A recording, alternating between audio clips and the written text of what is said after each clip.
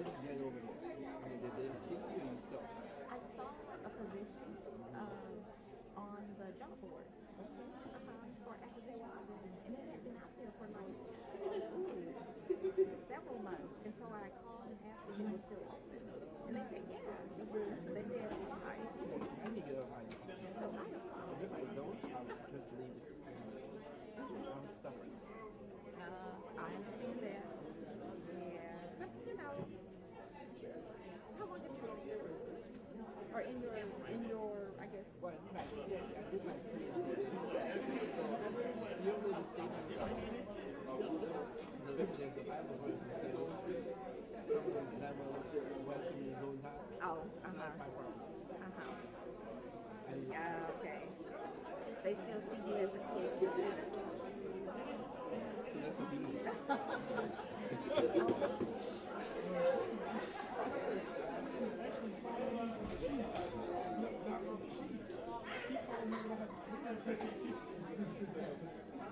What did you do at Nobody's here right now.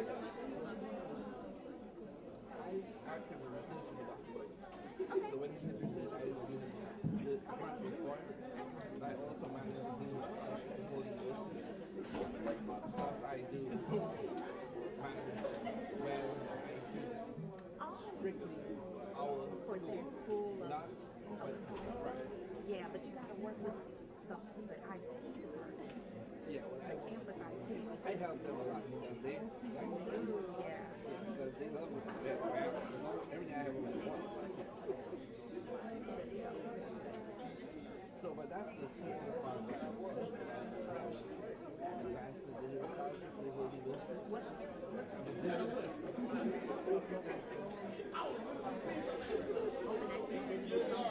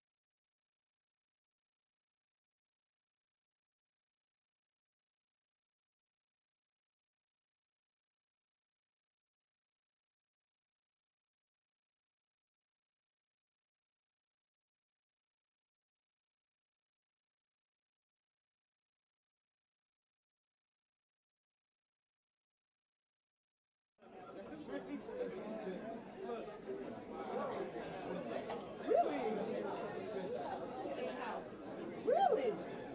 That's so funny.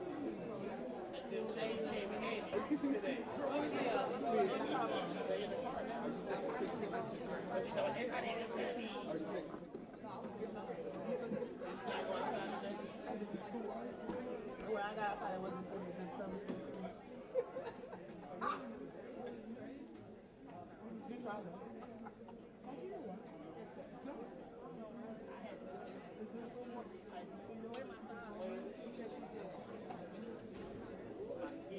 I'm gonna try it. I'm gonna take a picture and eat the seed.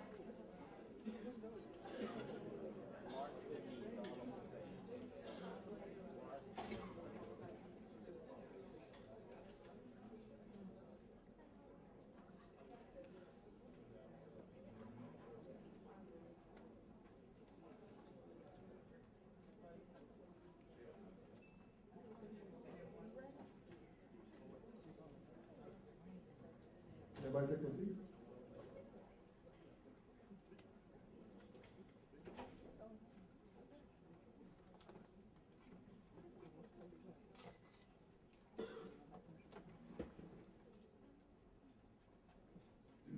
Good evening, everyone.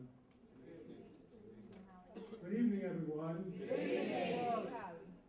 On behalf of Texas Southern University and the Thurgood Marshall School of Law, we want to welcome you to our forum on Black Lives Matter. I want to thank the 5 sponsors for this, the libraries, ECI, the clinic, and Black Week Speak.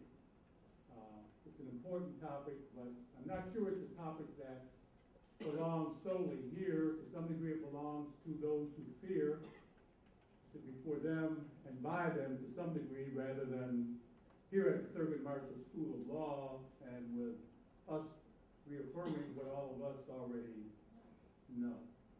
Black Lives Matter in 2015. They mattered in 1915, 1815, 1615, and from day one. And so we are here really in reaction to fears of other folks, and we have an outstanding panel who will discuss and put into context the significance of this continuing, unfortunately, continuing discussion for 2015 and what it means right now. So on behalf of the University Law School, we say welcome.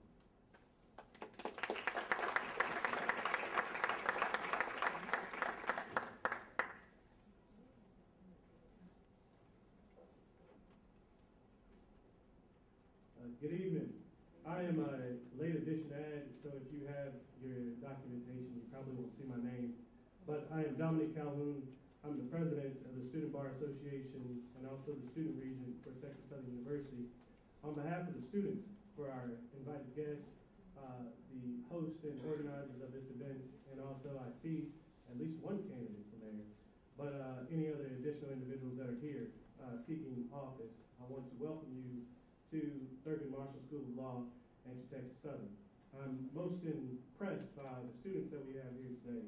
I would encourage you to take advantage of this event, speak to the specialists and the experts here in front of us, but also become activists in your own right and make sure that you take charge and take hold of this movement and encourage others to make sure that they understand that Black Lives Matter.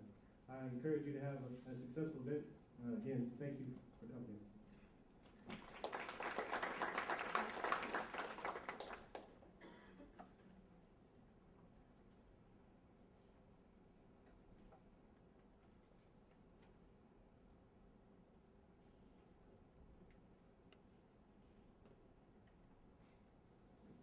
I am Janice Payton, Executive Director for University Libraries at Texas Southern University.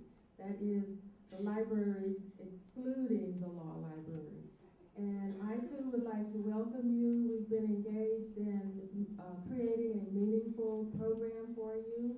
And we just want you to know that you are welcome on campus, and we will always have someone there to help you. We have one of our own staff members, one of our librarians is a panelist, and I just, again, want to thank you for coming. I will not be participating in the entire program because I have to get back to the north side of town. But you're welcome, and I can't say it enough. This is very exciting for me to be a part of this. Thank you.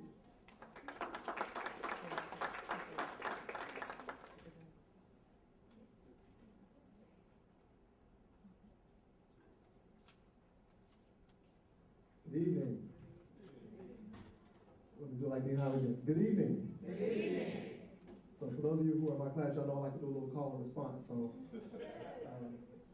all right, my name is Danny Norris. I am the Associate Director for the Law Library. I want to welcome everybody as well, and I also want to give the purpose of this event. The purpose of this event is really to take this conversation out of the media and social media and actually have a discussion in the academic forum, because the topic of race is a very complex issue. It's an issue that has been a very major part of the shaping of our country and the shaping of our society, and it's an issue that is not easy to be hashed out over Facebook, Twitter, or all the other things, even though we try a lot. We definitely want to bring it to the academic format. We want to make sure that you have an historical context. We want to make sure that you have some statistics to actually back up this context so we can have a proper discussion of the topic and what it really means.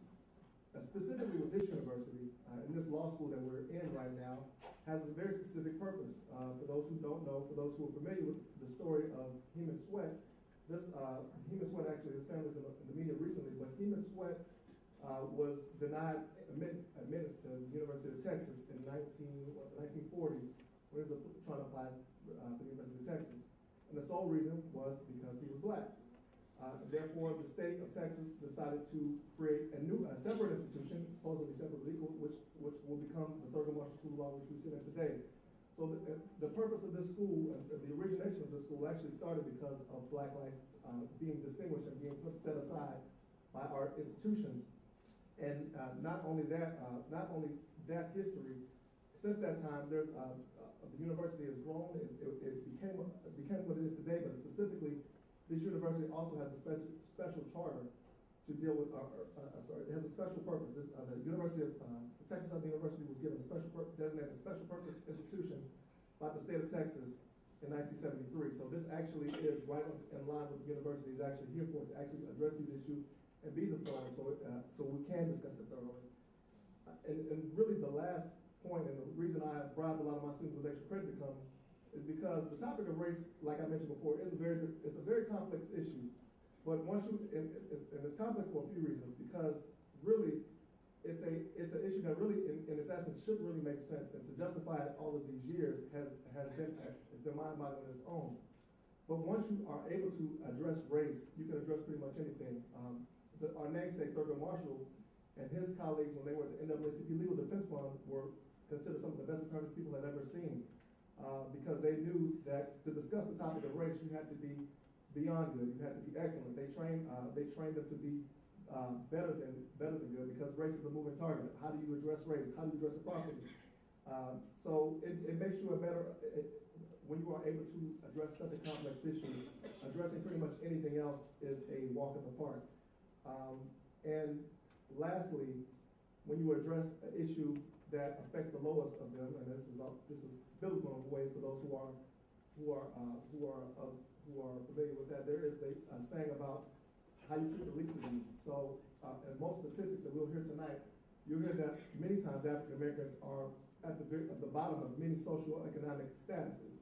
So, if we could address things like police brutality with regards to African Americans, we pretty much address police brutality with regards to the population, because the most disproportionate numbers are in the African American community. And the same goes for health, family planning, et cetera, et cetera. So we challenge you. I'm glad everybody's here tonight. I look forward to the discussion, and I look forward to all the great things that will be done on this panel. And also, last thing, you will look in your panel. Since it is an academic setting and it's being put on by two libraries, you will look in your pamphlet, and you will see resources that you can take and use that you can actually study more on this topic. We know we will not address every single issue. We won't be able to flesh out every single issue within the next 2 hours. But the purpose of this discussion is to begin the conversation and you to continue to learn and grow. And if anybody has any particular initiatives, you can continue to develop them with some of the resources that we have at this specific university. So thank everybody for coming out, and I look forward to the discussion.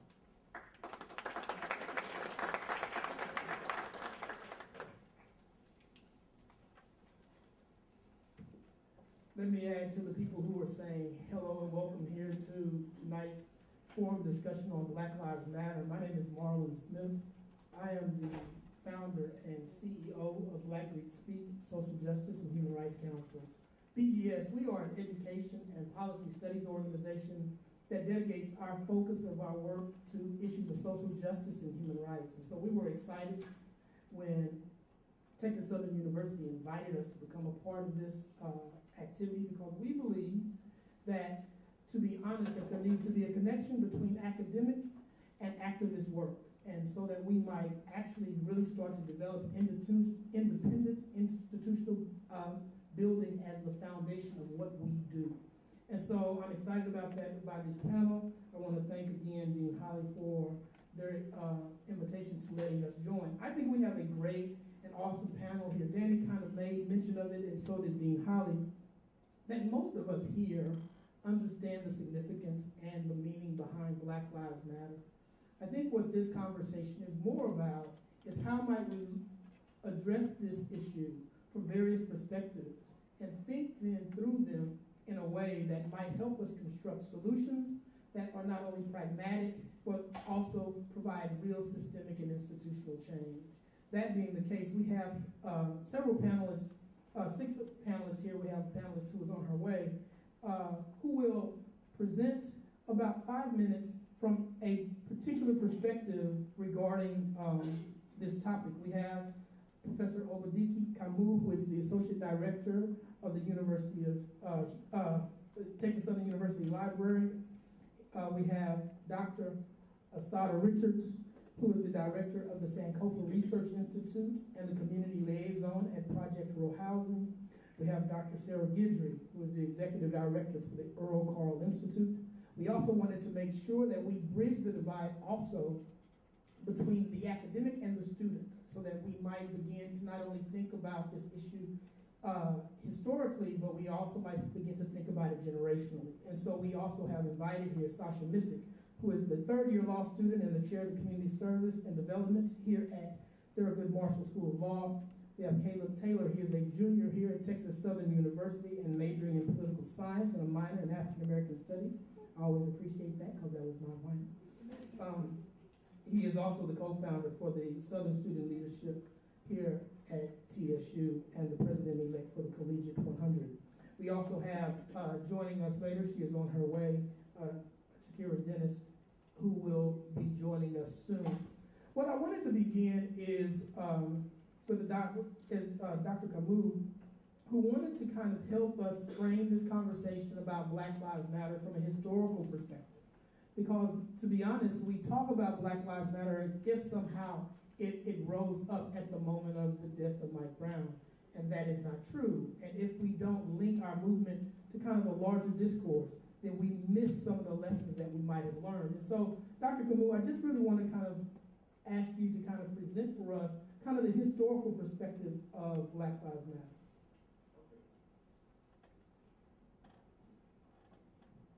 Well, first of all, I'm very happy. I'm very happy to be here, and I'm happy to see all of the lovely faces. I think that we need to, when we start talking about Black Lives Matter, we should look at it historically, because the work of Black lives, the question of the work of Black lives, has always been an issue in this country. This was an issue prior to America achieving statehood after the Revolutionary War. It certainly was an issue after that event in the planning of the various documents that put this country's philosophical foundation together. And this question of the work of Black lives is something that we are still dealing with today. Just wanted to take you to a couple of landmarks in colonial Virginia's racial law. So this is pre the country of America. This was when Virginia was a colony, and the colonies throughout the 13 original colonies basically had laws that were similar to these. I'm going to share 2 of them with you. In 1680, there was a law that was made that basically said that persons who were engaged by lawful authority to track down slaves who have run away or are laying out may kill them if they resist without penalty. In 1705, there was a law that said a master may dismember a slave, and you know, dismember means cutting off body parts, but not whip a white servant naked. And we're not going to get into it, but the distinction between slave and servant was very important. So you may dismember a slave, but you could not whip a white servant naked. And they went on to say, now at one time in 1680, there was persons engaged by lawful authority. In 1705, it was any person encountering a runaway slave may kill him without penalty by any means. So there have been times when it was absolutely legal in this country to kill black people, where there was no penalty that was meted out for the murder of black people. When you got to the U.S. Constitution, one of the great compromises concerned something that's known as the 3/5 compromise. This was a compromise that came about as they were putting together the Congress, and they decided that the House of Representatives would be based upon the population of the states. The southern colonies, or the southern states, who were underpopulated in comparison to the northern colonies, wanted their enslaved Africans counted in the population so they could have more representatives. The compromise that they reached was that 3/5 of that state's African population could be counted in determining how many representatives that state had. So this whole, our humanity was diminished, and that is why people say that at the beginning of this country, we were only counted as 3/5 of a human being. This is something that continued in 1857 in the Dred Scott decision. Roger Taney, who was the Chief Justice of the Supreme Court at that time, said that there were no rights that a black man or black person had that any white person was bound to respect. So whatever we felt was not necessary, it was not necessary to respect our rights or respect our humanity. And this is something that has continued as we have continued our fight to prove that our lives do matter. We have, to some degree, perhaps, and it might be a debatable point, humanized this country. Our fight for our humanity has, as strange as it seems when you look at this latest incident where a little girl was dragged out of her chair, you might ask about how much of our humanity they recognize. But this is historical. What our lives are worth has always been an issue in this country. And the fact that we have had to actively declare and build a movement around how much our lives matter does not indicate necessarily that we haven't made some progress, but it does truly indicate how much progress we have, how much further we have to go. Wow, thank you. Let me say that what we will do is we will provide opportunity for our panelists to speak, and then we will have a short, brief conversation amongst the panelists, and then we're going to open this conversation up so that if you all have questions, make sure to write those down so that we can take your questions, so that you can ask your questions when we do that. I want to move to Dr. Richards, and Dr. Richards is here to kind of really help us, as I said, bridge the conversation between academic and activist culture. And Dr. Richards, I hope that as you would talk about this, one of the things that Dr. Camus talked about was how certain work was done by scholars like and attorneys in regards to the Dred Scott issue, but also how that work was really connected to a grassroots kind of activism. And so I'd really like for you to talk about how might we think about, yet again, bridging this kind of black radical intellectualism so that we have this kind of engagement with academic and activist culture. Okay, so the question, and considering the question of academia and activism, made me think of W.E.B. Du Bois. And W.E.B. Du Bois, as we know, talked about the talented 10th, right?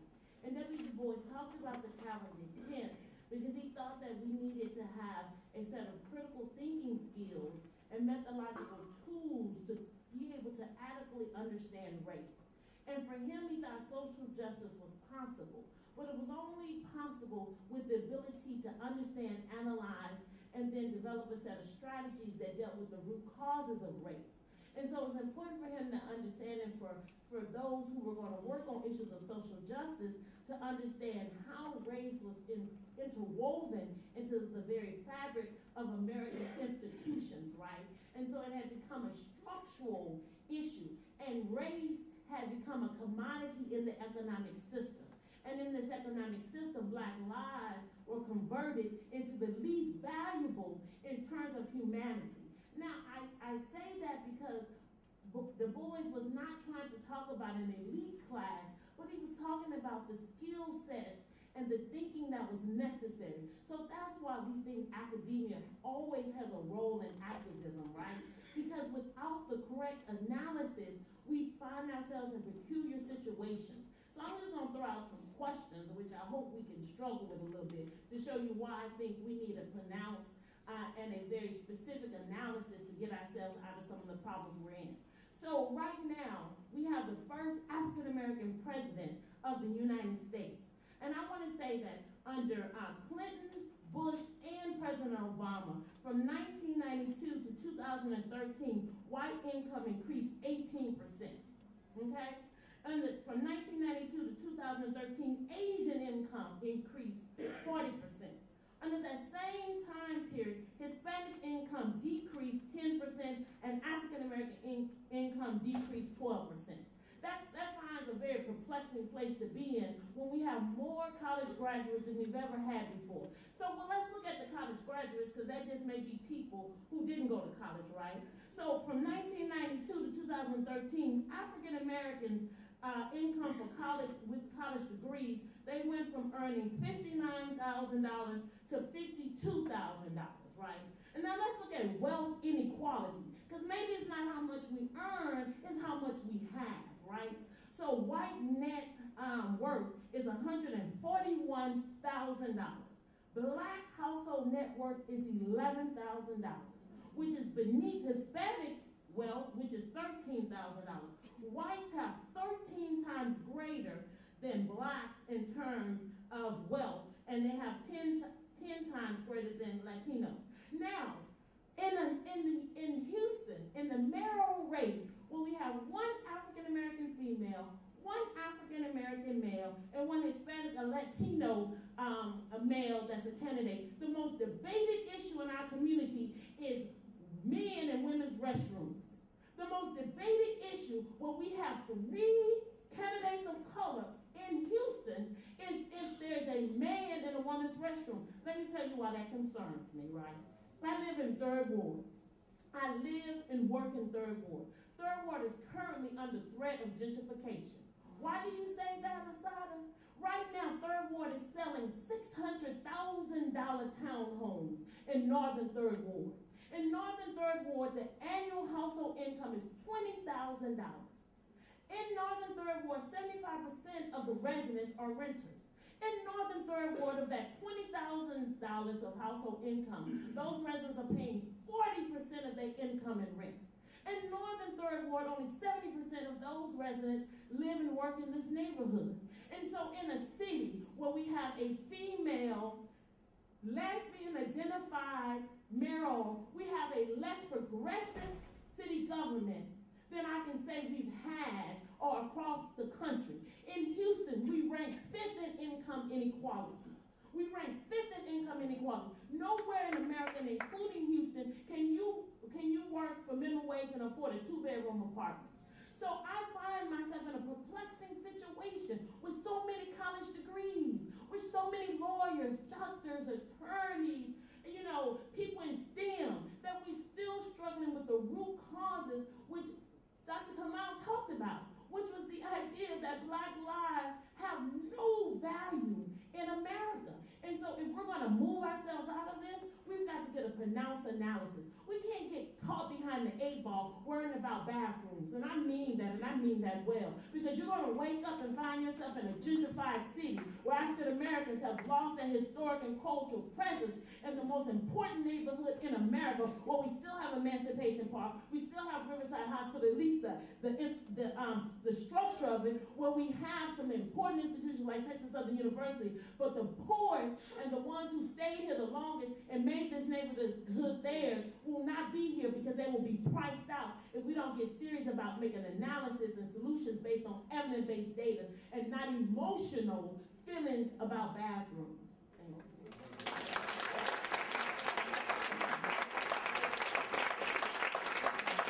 Thank you. That's a great introduction to Dr. Sarah Guidry, who is going to come really with kind of a statistical analysis of some of the things that we need to really think about when we start engaging in Black Lives Matter. She has a presentation, so I want us to really think about this because Dr. Richards just challenged us to move past kind of this feelings about race to really an analysis that calls for a certain type of criticism about race and culture that is important if we are going to engage in real kind of structural and systemic change. So Dr. Guidry is going to come with her presentation from a statistical perspective.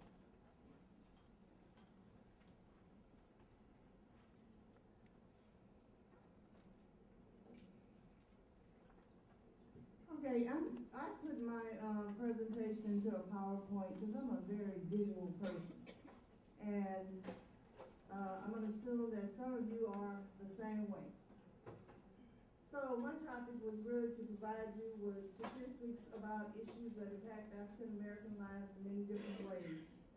So how many of you remember memorizing this in grade school? We hold these truths to be self-evident, that all men are created equal, that we are endowed by our Creator with certain unalienable rights, that among these are life, liberty, and the pursuit of happiness. How many remember that? How many remember this? Dr. Cullen just said it. Here is the Constitution of the United States, Article 1, Section 2. From the beginning, we were actually property. And then when it came to money, we became somewhat human. About 3/5 seemed to be about right. And my questions, based on the statistics that you're going to see, how do we tell our children that we came from nothing as property? We got up to 3/5. We thought we had gotten up to 7/8, and now we may be back down to 1/2. How do we explain the things I'm about to share? The criminal justice system. There was a 7-year period ending in 2012 where data was collected, and this is voluntary data from law enforcement agencies. And that data was by agencies, was from agencies who just wanted to turn it in. There was no specific method, no specific form, but that data in and of itself showed that nearly 2 times a week a white officer killed a black person. 18% of those killed were under the age of 21. White children in that group, 8.7. We know that DNA has freed a lot of people. Here in Texas, we have more people on death row than any other state. Of the first set of DNA exonerations, 80% were African Americans. Also, one of the startling things today is 1 in 15 black children has a parent who is in prison, compared to 1 in 111 white children. African Americans comprise about 23% of the Houston population, and I did a study in 2013, so that my data is 2012. But African Americans were approximately 32% of the stops made by police. Of those stops, most of them were asked if they could do a consent search. Most of them were afraid to say no. Of African Americans who were searched, 47% were arrested.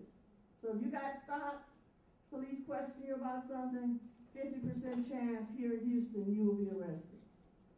And we do know, there have been plenty of studies that African Americans and white people use contraband and drugs at about the same amount, if not Anglos using it a little bit more. But we're the ones who get arrested. 40% of death row inmates in Texas are African American, and in Harris County, 15 out of the last 18 were African Americans. And in the last 10 years, not one white person has been given a death sentence in Harris County. And the Earl Carl Institute is working on finding out how we change that. Compared to Anglo children, African American youths are 2.78 times more likely to go to the juvenile justice system. In housing, we know that home ownership is a major piece of wealth that people own. But the disparities are huge. 73% of whites own a home and only 45% of blacks. The median household worth is $85,000 compared to $50,000 for blacks. We know that during the mortgage crisis with the subprime lending, people of color were targeted for subprime lending, and so they defaulted to a greater extent.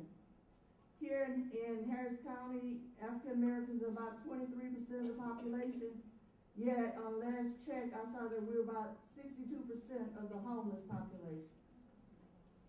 17% of Texans live in poverty, 23% African American. The amount of economic loss that we suffer by locking up our African American, primarily males, has been estimated to be at $1 billion. The unemployment rate for African Americans is 10.4% compared to whites, Hispanics, and Asians at 4.7, 6.6, and 4%. So we're almost double. The typical black household has just 6% of the wealth of a typical white household. Family, unmarried African American women give birth at about, this was very recent data, 2011, we were at 67.8%. According to the census, 23% of black households in Houston are married couples compared to 43% and 48%. And a lot of that has to do with our history. There are a lot of things that happen in our history that really pushed to keep the family apart. The welfare system, not recognizing marriage, jumping the broom, all those things are institutional issues that kept the family apart, and it continues its course today. 8% of the population, 8% of the black population has a grandparent living with a grandchild. Of those, almost half of those are primarily responsible for that grandchild. In those situations, a high number of those children are in poverty. And here are outcomes for African American youth, real quickly. When it comes to school expunctions, we're 4 times more likely to get expelled. Behavioral expulsions, we're 6.5 times more likely. Removal of our children from our homes on allegations of abuse and neglect, 3 times more likely than other races. The number of children in foster care.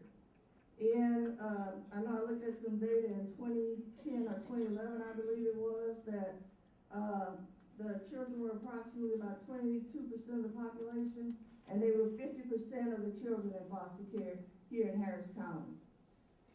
Referrals to probation, death row, premature births, all of these things, high death rates, all these things are impacting our children. Education, this is one of the things that bothers me the most. When you come to disciplinary actions, which include suspensions, in-school and out-of-school, expulsions, criminal tickets, referrals to the juvenile justice system, 97% of those actions by the school are discretionary. And when the school exercises that discretion, African-American children here in Texas, and I know in this area, Houston, Harris, and the surrounding counties, they are generally given twice their population. They're ticketed or that they are subject to disciplinary actions at twice their population in school. Now, 3% that are mandatory activities for drugs, bringing a weapon to school, or serious bodily injury. And that 3%, we represent slightly under our population in the school. And I'm just going to kind of rush through the rest of it. I know I'm going over time. Here is a number, okay, down at the bottom. The return on investment in college, I think is significant. A white family sees a median return of investment of almost $56,000.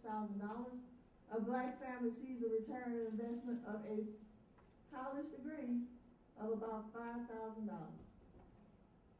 In health, we have the highest rate of heart disease, cancer, diabetes, kidney disease, homicide, HIV, and stroke. Our children, if we seek medical health for them, for mental health services for them, they are more likely to be restrained in these hospital facilities than any other race, especially young African American males. And I'm going to go back to the beginning. I gave you just a few numbers. I could have sit here with you the rest of the afternoon and give you hundreds of numbers where something is off kilter. But I'm going to go back to the beginning, and I'm going to ask you, when we see these numbers, what do we tell our children? What actions are we going to take? You know,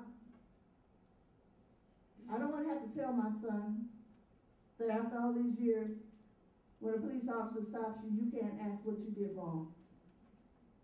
But a part of me feels like I have to. But when all this other data shows up and my child comes to me and asks me what, you know what I want to be able to say? That I did 100% of everything I could do to try to make a difference, just as my parents did. So we have to keep the movement going. It's been going on a long time. And I'm determined we will not stay at the 1/2 of a human, not if I have anything to do with it.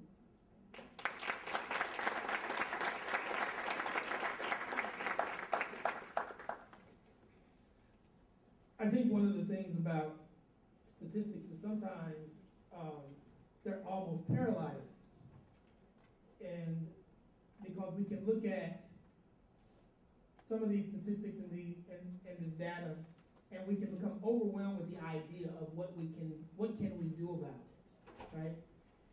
And I think one of the things that is very interesting that we sometimes overlook is the role that young people play in mobilizing grassroots activism, right? I am excited that we have decided to invite young people, particularly millennials, to this conversation, so that we might begin to bridge how we not only think about this, but construct ways of addressing it, right? So I want to have an opportunity for Sasha Missick to come and give her perspective as a law student about where she thinks that the role of law and future lawyers, I've said this before, I had this conversation with Texas Southern, I am very concerned that more lawyers are now so in debt with education that they're getting out, not trying to be social justice advocates like a Thurgood Marshall, of whom this school is named, but rather desire to be corporate lawyers who are basically pushing papers for corporate oil companies. But anyway, that's a whole other conversation. But Sasha, I really want you to kind of address what your perspective is in this Black Lives Matter and the role of the law student now as you see it as they move into their careers as lawyers. Good evening, everyone. Bear with my voice. I believe the role of the law student is that we're being trained, or at least we should be getting trained, to be the force behind the movement. Because when you look at what the movement is for, we're asking for justice. And where does that come from? Because we're putting ourselves in a position as aspiring defense attorneys, prosecutors, and justices to be the people that help get that justice. When you look from the beginning of this movement, its issue has always been with the legal system, starting from the legal authority that was given to individuals to protect us, abusing that authority, and it resulting in the loss of life. And then us looking towards the justice, the legal system for justice. And then it seems as though Lady Liberty's been peeking through her blindfold and seeing color. And the consequence of that has been what? No indictments, or or murderers just getting a slap on the wrist and sending them on their merry way, which only reestablishes that though people want us to acknowledge that all lives matter, all lives don't matter equally, if at all. And with that being said, it's our job as law students to take the tools that we're being given and to get smart and get smart quick. Because we can't fight the fight from one side. Oftentimes it's taboo in our community to talk about being anything but a defense attorney. You're looked at sideways for aspiring to be a prosecutor, but in order to have a fair stake in the fight, we need to be aspiring to be prosecutors, to be judges, and have our hand as in many pots as possible in order to have a fair chance in actually creating some type of change. I think it's very important that our face as the youth, with of course the support of our elders, not calling anyone older, with the support of our elders, to lead the movement, because the future is no longer theirs, it's ours. And it's the future for our children. And it's our job to shape and mold that and to try to steer it in a better direction than the dark path it's been going in now. And so that, as Ms. Guidry said, when our son and daughter one day is stopped by a cop, they don't have to make the decision of, do I want to be right or do I want to be dead right? Because that's the question we have to ask ourselves now. Do we want to live for another day, or do we want to be a martyr for a cause and just another name on a rest in peace shirt, in which we hope that one day a law student that's in our position is going to come out and say, I'm going to fight on your behalf. So it's our job to remember that there's a purpose behind this degree. And though it is to feed our families, it's also to make a better life for them. And what good is having money if we can't protect our children? Because that role of protection has been left up to us. Awesome. I appreciate that.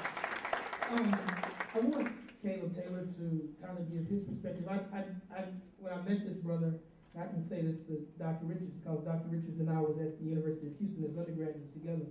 And this brother reminds me of us when we were sitting around the campus talking about free the land and the university trying to figure out when we were going to graduate and get rid of us.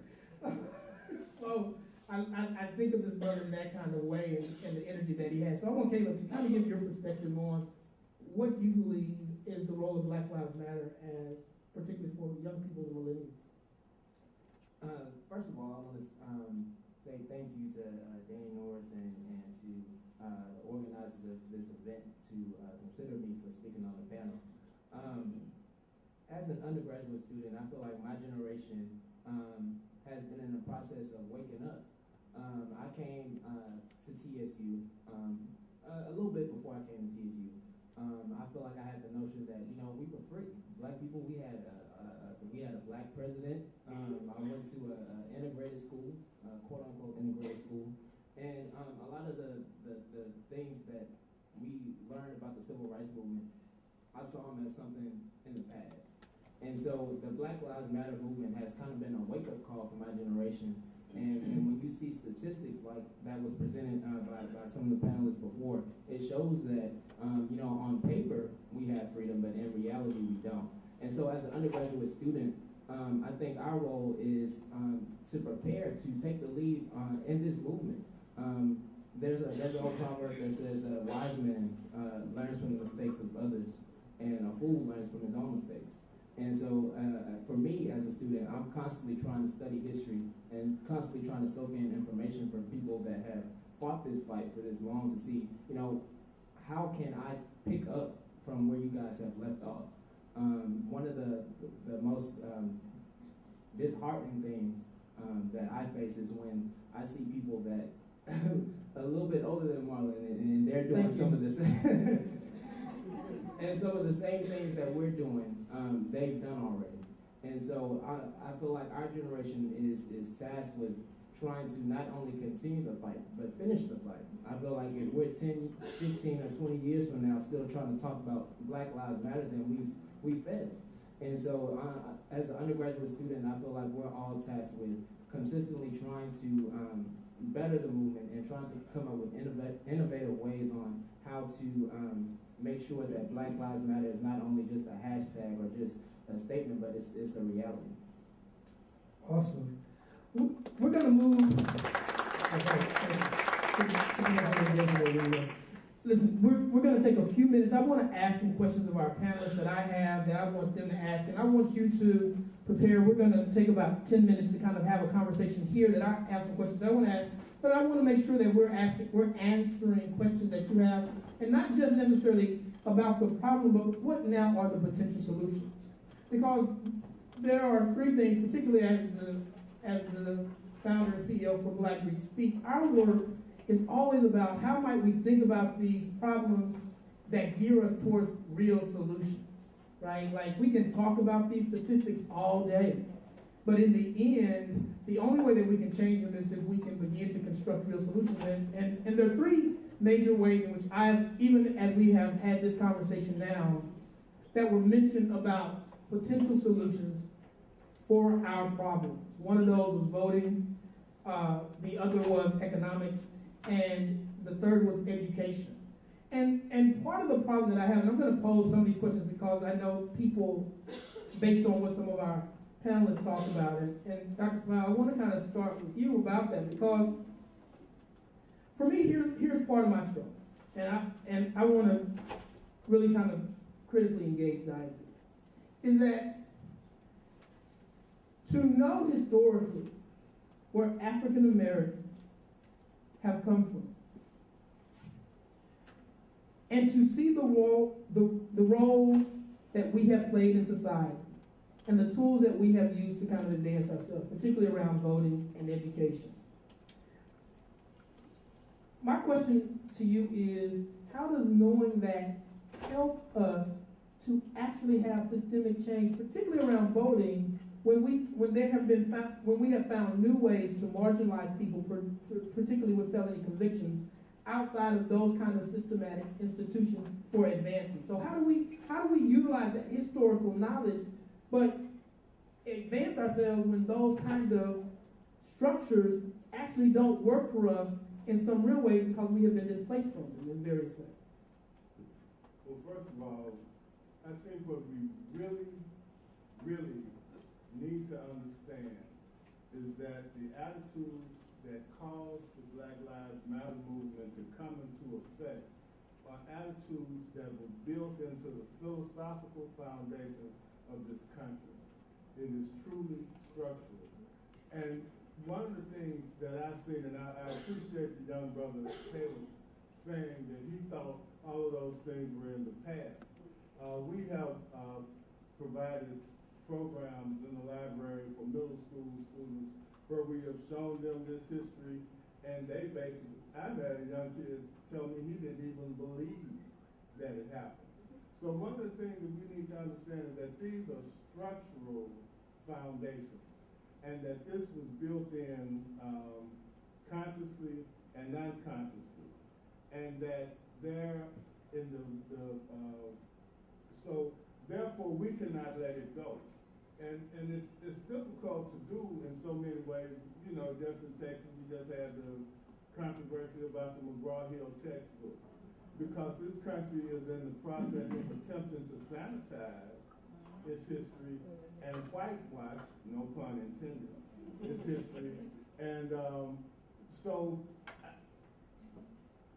we need, you talked about Black Greek Speak, building institutions.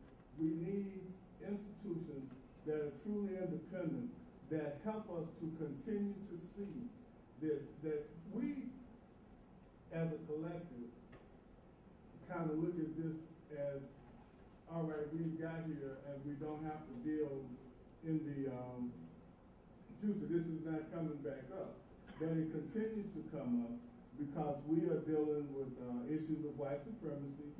We're dealing with issues of racism, and one of the things that I really appreciated about Dr. Guidry's presentation was how wide-ranging it is, as well as Dr. Rich's presentation. Dealing with police killings is very easy because, you know, we're in the age of Aquarius and we're seeing things that we really haven't seen before.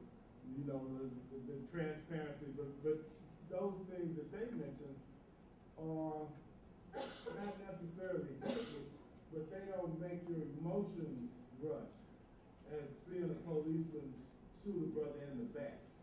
You know, right. It doesn't, you know, when you start talking about 40% of us are not spending this much on paying rent.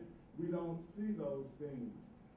We are able to see the educational statistics that continue to have our youngsters at the bottom of all of the tests that they are giving to show how good of students they are.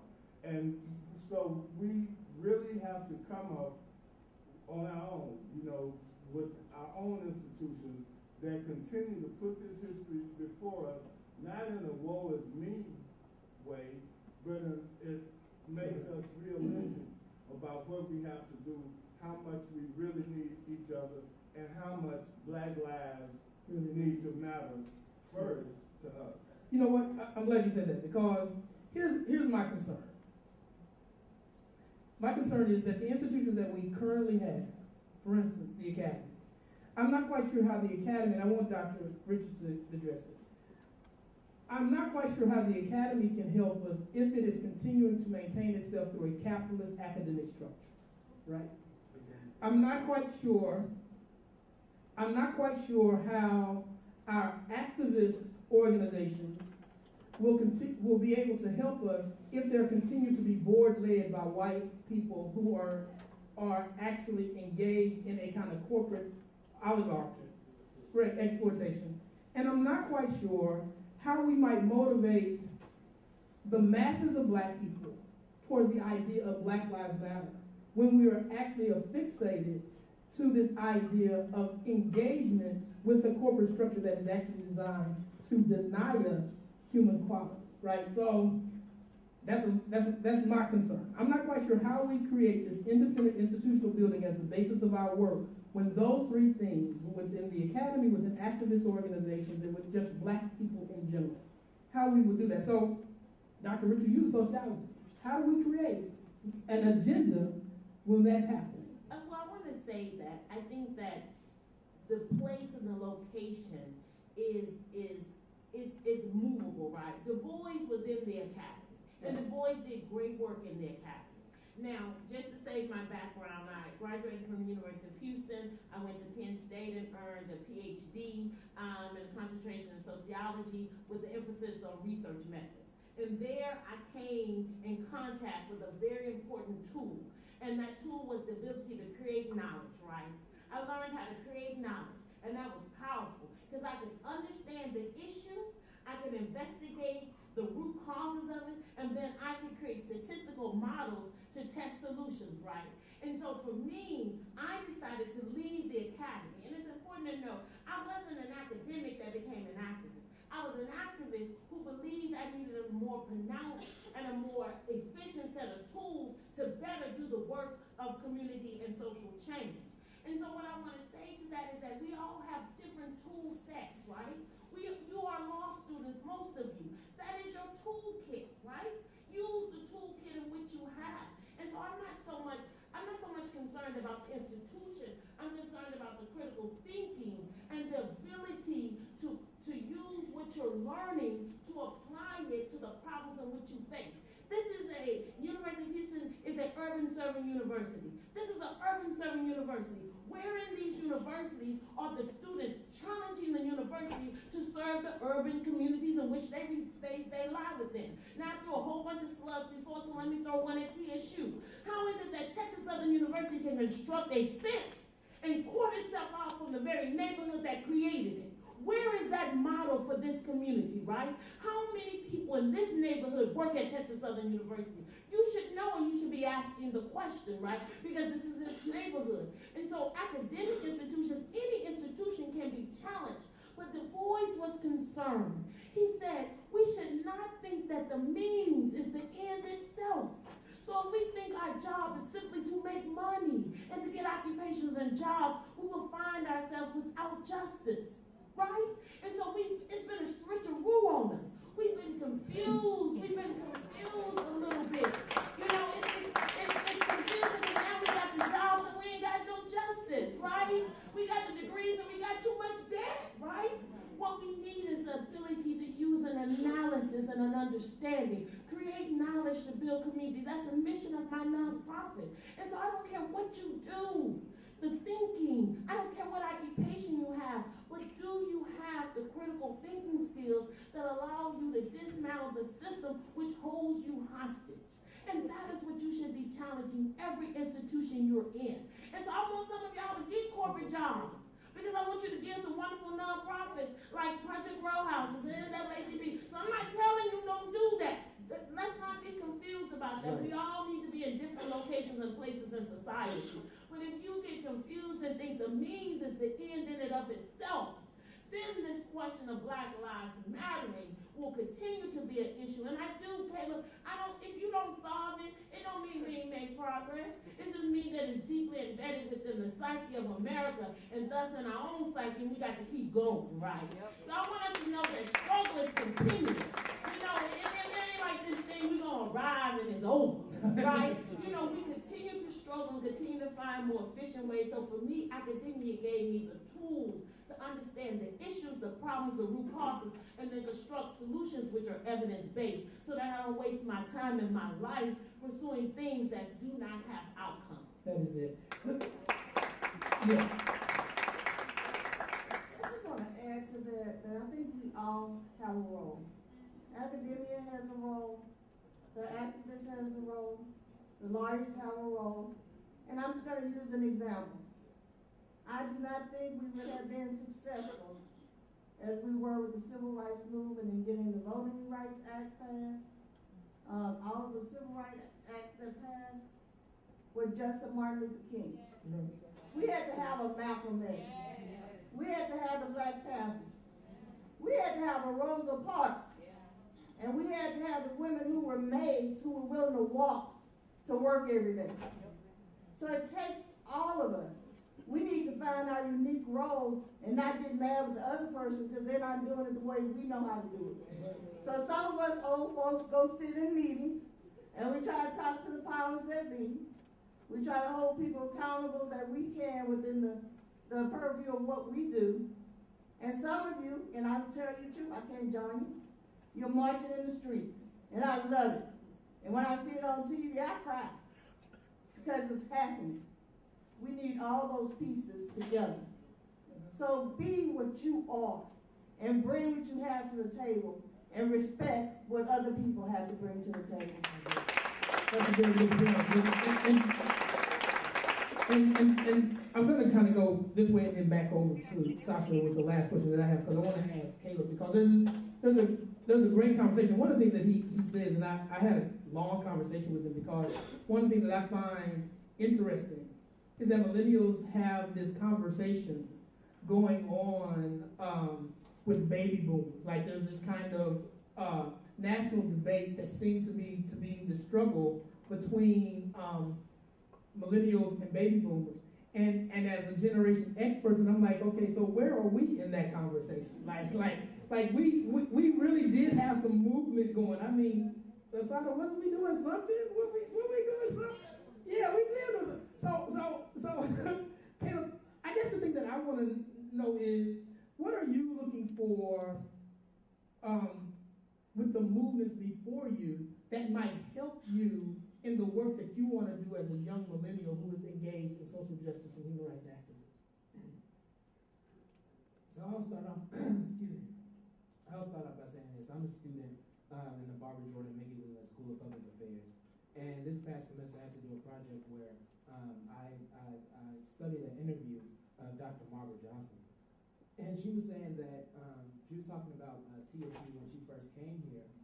And she was saying how the law school, the School of Public Affairs, the College of Liberal Arts, they were all housed in Hannah Hall. They were all housed in one building. And he was talking about how that affected the atmosphere of the university, because you had discourse between the undergraduate students, you had discourse between the law students and the law professors, and it really created a community where these kind of topics were constantly being talked about. And I feel like one of the major problems today is there's a lack of communication on a generational basis. And so just this past week in my theater class, my professor was talking about, he's from that baby boomer generation, but he was talking about how students were active during the civil rights movement, and he mentioned the riots during that time. And so I asked him, I was like, well, why were there riots in every major, nearly every major U.S. city besides Houston, and he completely stopped class because. And he was saying how, you know, we can't make these blanket statements. And he basically gave me a lesson on a history of Houston activism. But I was telling him that, you know, he wasn't the first person that I've talked to, but he was the only person that really sat me down and really gave me an in-depth history of the activism here locally. And so I think the biggest thing that could help is more communication on a generational level. There cannot be progress without unity. And so there has to be unity amongst all of us here and now, but there has to be unity from our parents, from our grandparents, because these issues that we're talking about, they're not new.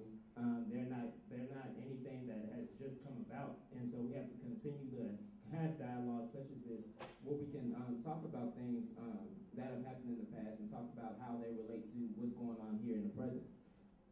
I think that that's a great conversation. The part of the reason I wanted to kind of ask Sasha this last question, and then we will open it up to the audience for any questions, is we're still trying to figure out what the solutions are, right? Like, and if they're around voting, education, and economics particularly, I'm curious, as you are going through law school, how do you see the role of the future lawyer as an address to that work around voting, education, and economics? Such a big question. You know, and many might disagree with me. I don't look to voting to be the solution per se. I vote because it's a right that we fought for and we got, so I'm going to take as much advantage of it as possible because someone died for me to do it. But when the majority of our community can't even vote, when we have kids leaving middle school with developing records because of the pipeline system, it's only going to get worse. And I remember someone saying the freest person in the African American community was the pastor because his paycheck came from the people, so he could fight on our behalf. But then when you look at the people we're voting to put into office, talk is cheap. They may have the intention to come in and change things. Yes, they have it. But they're trying to feed their kid at the end of the day. So when the powers that be come on them, they're going to do what puts food in their children's mouth. So I don't look to voting.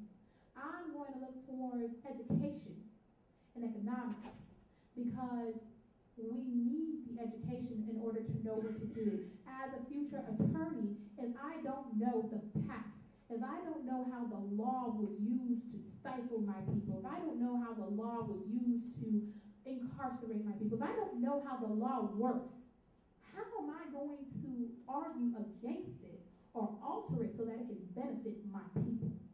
So education for me is going to be the root of the solution that we need in order to enhance what's going on in our community. And as aspiring attorneys, I commend them for saying, accept the role that you've chosen for yourself, but even if it is a corporate position, how can you use that to funnel money back into our community? I always like to look at the Jewish community, one of the smallest communities here, but they have so much power. You don't see them getting gunned down in the news because the day it happens, America's shutting down for a day. Because for crying out loud, they're the only Holocaust we get to acknowledge when slavery to me is a Holocaust, okay? But why? They have money, they have power. But in our own community, that dollar doesn't circulate within ourselves. So we don't have a seat at the table. So if corporate is going to be your route, how are you going to use that money to funnel someone else's education so that they can continue this progress? How are you going to put that back into developing our community? If litigation is your route, how are you preparing yourself to be able to advocate on behalf of the people you're saying you're working for? I think as law students right now, because we are here, I've told you this before, last time I spoke with you, we have this complacent crowd that says, oh, we've made it. Yes, we're black, and we know at any day that could be us, but could it really? Because we've made it.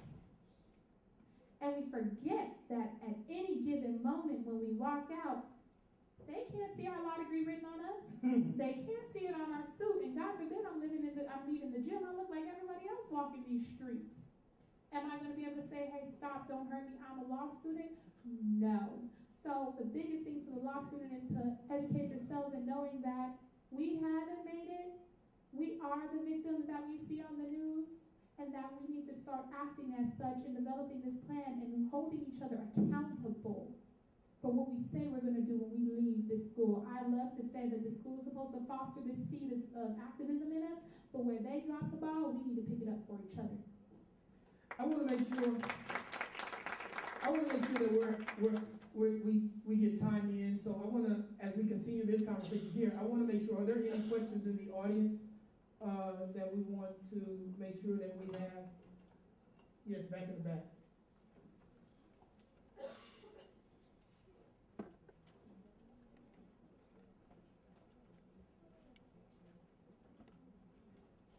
Is it on? No? I just thought, is it on? Hello? No? I'll just speak. I have a question for the panel. One of the major topics you all spoke on tonight is education. So I want to know, how do we reconstruct the education system, adding value? I noticed that starting from elementary school, we learned about the civil rights, the triangle of trade, but we come from more than that. Kings and queens, Black Wall Street. We don't hear about that in our education system. So how do we reconstruct? One of the panelists, what's your name? I'm sorry. Caleb spoke on the gap between our grandparents, but there's, getting knowledge from our grandparents, there's a gap. So if there's a gap between the grandparents, how do we know about these historical things within our culture? Let me go to Dr. Richardson, then we'll go to Sasha. I want to remind people that we've always lived in this challenging context, right? Sunday schools were started to teach Black people how to read. That's right. I learned how to read in Sunday school, right? I learned how to speak in church. So this idea that we continue, as a sociologist, education, you know why when you go someplace you stand in line? Right, because they taught you that in pre-K, right? So you go to school to be socialized, to accommodate the society in which is socializing you. So we got to stop looking, for these institutions to give us the information we need. We have churches, we have nonprofits, we have family sessions, right? So at our table in my house, my great-grandfather was a superintendent of Negro teachers. My grandmother got to the 12th grade, didn't graduate because she couldn't because she had to pay. My grandfather only got to the 4th grade. All of my uncles have been incarcerated once in their lives. My uncles have a book club. My uncle called me last night and asked me had I read the book on the book club list, right? And so this idea, so my family has always valued education. And education is an understanding of how to do what it is that my grandfather used to say. Education allows you to learn what you need to learn to take care of yourself and to contribute to your family and then to the community. So we've got to stop looking to institutions to teach us what we need to know and create those spaces to teach ourselves and then challenge the institutions to do it once we have done it for ourselves. And I'm going to say this quick so that gentlemen to my left can have say it too. I think it's sad. I completely agree. I can rattle off names, Stokely Carmichael, Isaiah Montgomery, Medgar Evers, and half the people in the room would know who those were. It's simple. You demand what you want. You are paying for an education, meaning you're a customer. And what would this school be without your money? You demand the changes you want to see. I went to the University of Florida where they didn't even have African American studies as a major. It was a minor. And to me, that was a major problem, okay? And we fought to get what it was we want. Also, feel free to find me on Facebook. I run a series every Thursday called Throwback Thursday, where I don't care if nobody reads it, but I challenge myself to search on Google every Thursday. I am not a wealth of knowledge. I look for it so that I can post it and someone else can learn from it and that it continues. So the thing is, if you want change in this academia, in this world of academia, you gotta fight for it.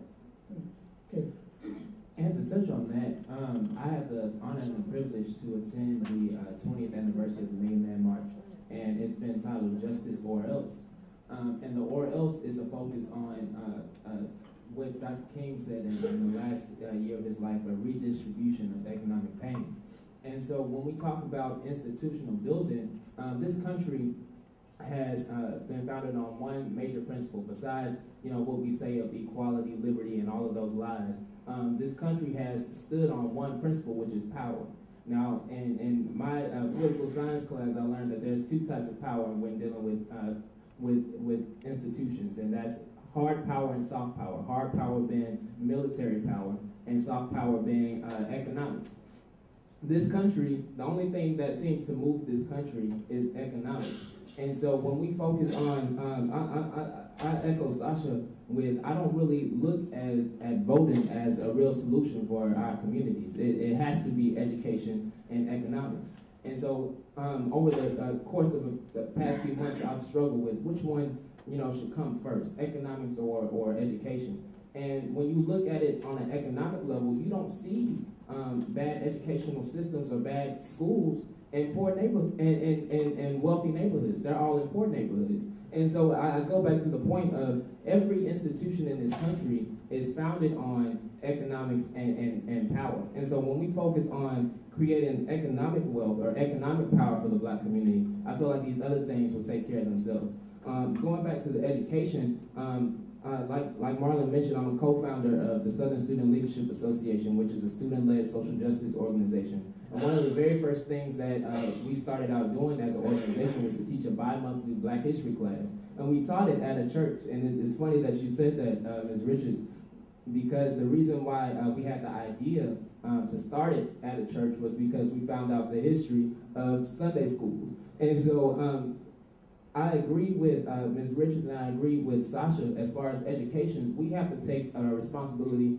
for ourselves to teach African American history within our own communities. When I got to TSU, it was around the time that the issue in Freedmanstown with the bricks being removed. And I had never heard of Freedmanstown. I had never heard of Fourth Ward. And I've grown up in the Missouri City, Houston area my entire life. And so I challenged my parents. I was like, why haven't you all told me about this? And they was like, we thought you knew. We thought they taught you in schools. And I was like, no. And so a part of the reason why I feel like our generation has this notion of we've overcome that we're free is partially due to our education system. And we cannot put our trust in the education system to teach us about us. That is not beneficial to the American system to teach us that we come from kings and queens, to teach us that we've been more, that we were more than just slaves. I watched a History Channel documentary, and it was the history of the world, a brief history of the world. Africa was not mentioned until they started talking about the slave trade. And so my major point is that when we focus on economics and we focus on bringing economic power to our communities, not just Black people holding high positions in white companies, when we actually own wealthy companies and we actually own institutions in our own communities, a lot of our problems will take care of themselves. As far as education, we have to take responsibility individually to teach our communities about our history as African Americans. I agree. Hold on for one moment, because I know I want to make sure that everybody gets a chance, and I know we said that Ben Hall is there. So, Dr. Kamar, I thought you had your hand up. So, no. Okay, what I want to do, because I really want to hear what other people have to say. What I really want to say is that, to kind of emphasize what Asada said. Every institution inside this country is built to support and to make this country last in perpetuity.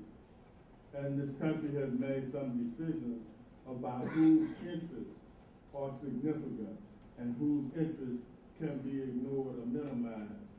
And not only does every institution inside this country work to enhance and develop and maintain it, everyone who has been born and brought up here has also had that.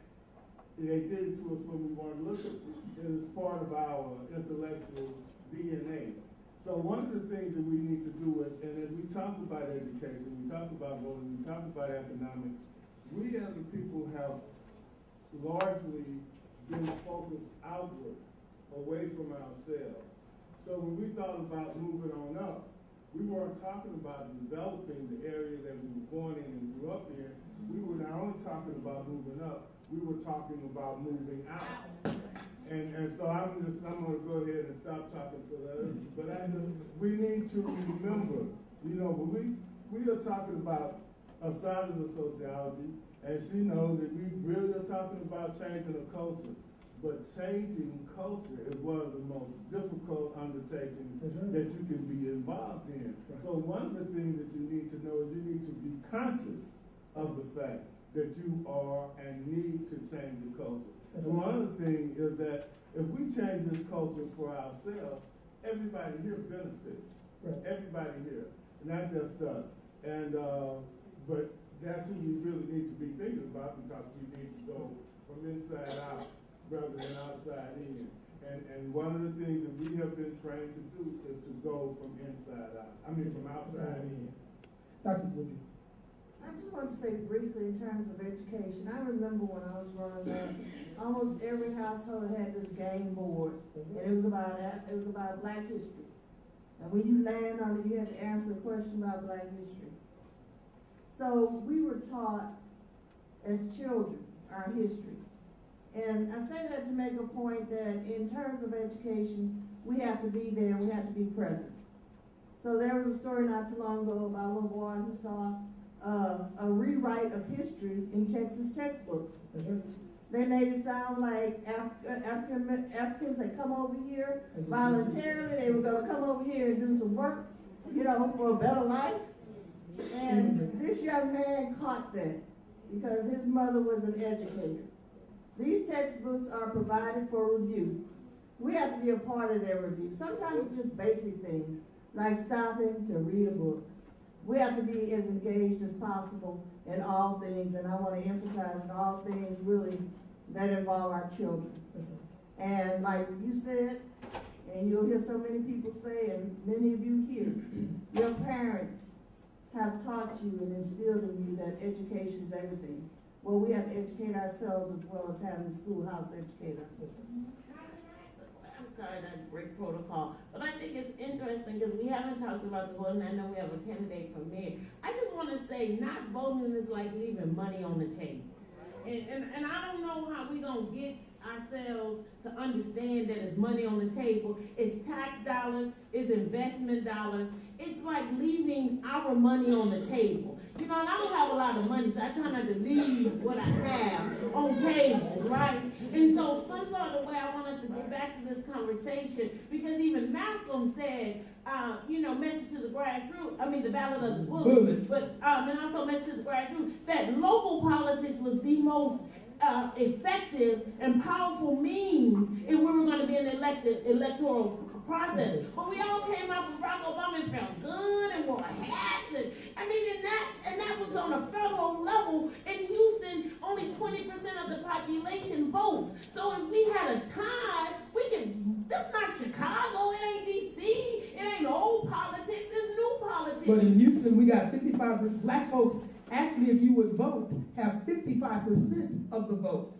Yeah, the problem is you don't got a plan. But I think it's interesting that even in a college-educated setting, we don't see voting as at least a vehicle, at least one of the vehicles to social change. I just think that's interesting. That's interesting. So let me do this, because I know we have Ben Hall here, and I know that we wanted to give him an opportunity to ask questions to and make responses as well.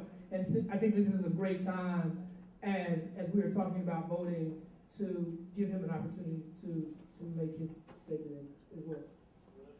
I'm ready, brother. I'm ready. Do you want me to make a statement, or do you want to take a question? Either one. We'll do one of both. We'll do one of both. Well, first of all, let me thank you all for this program, and I want to familiarize some of you with at least my history in this struggle.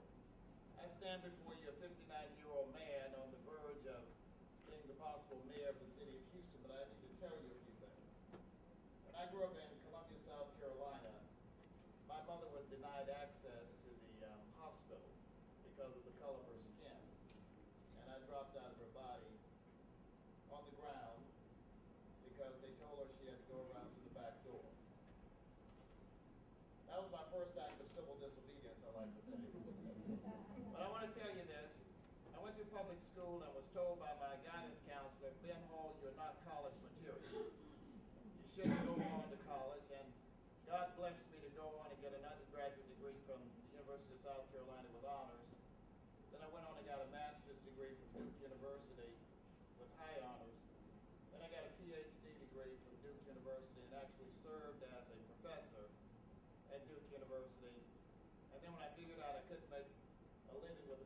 me, I went on and got my law degree from Harvard Law School, and I graduated and came to Houston, Texas, and befriended people like James Douglas and Marsha Johnson, and great people here in the city.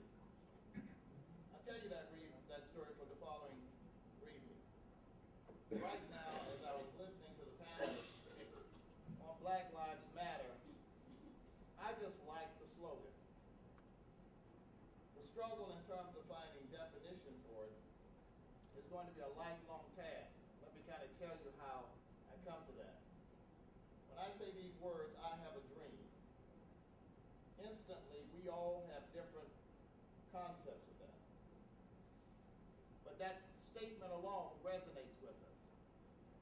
When we hear the statement, by any means necessary, Malcolm's statement, we don't struggle to try and find some definite way to define it, but it speaks to us in very distinct and different ways. When we hear the concept HERO, Human Equal Rights Ordinance, we don't try to find a specific definition. It speaks to us about a quest or a fight for equality.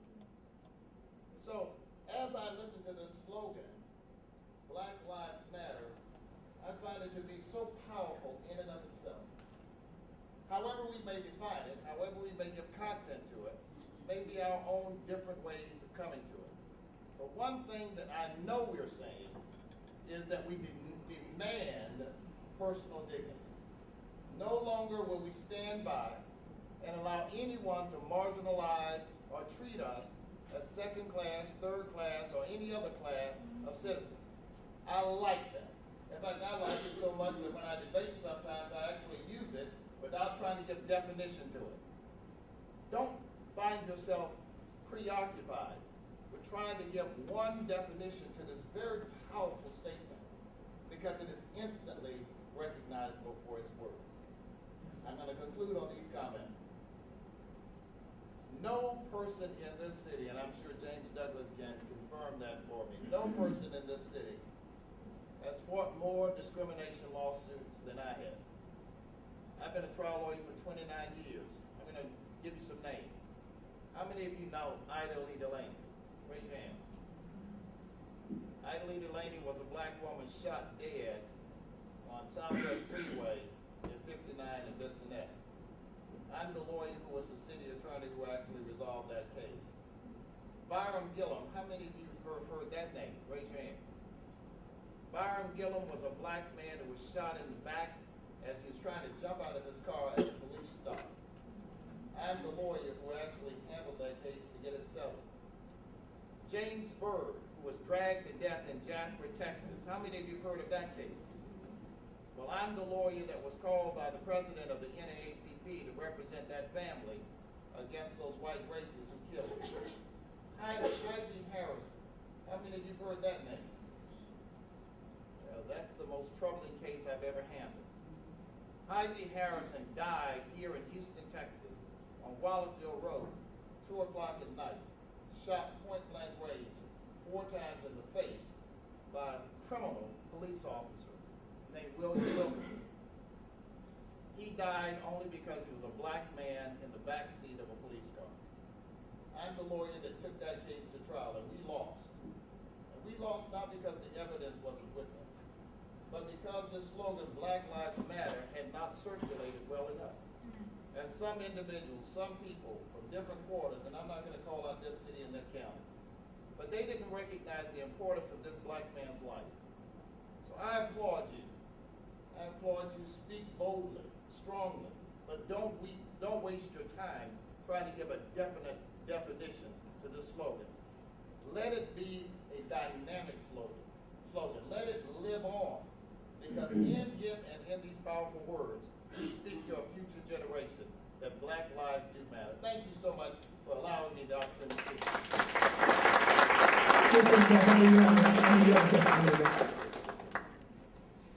Good evening, everybody. My name is Andre Esmail. I'm a 1L student here from Alabama. Come to the mic. Sure.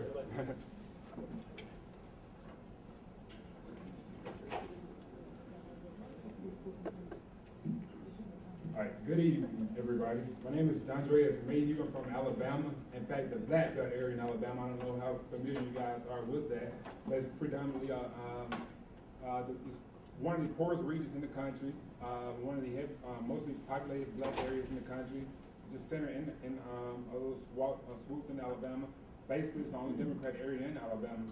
The reason why I wanted to come up to you guys and ask you a particular question, are you guys familiar with how Alabama has been moving towards closing most of it, I mean, a lot of its DMV offices? Yes. Mostly those that are located in the Black Bear area that they have populations of above 70%. Yes. All right, I just want to know, what are your thoughts on that?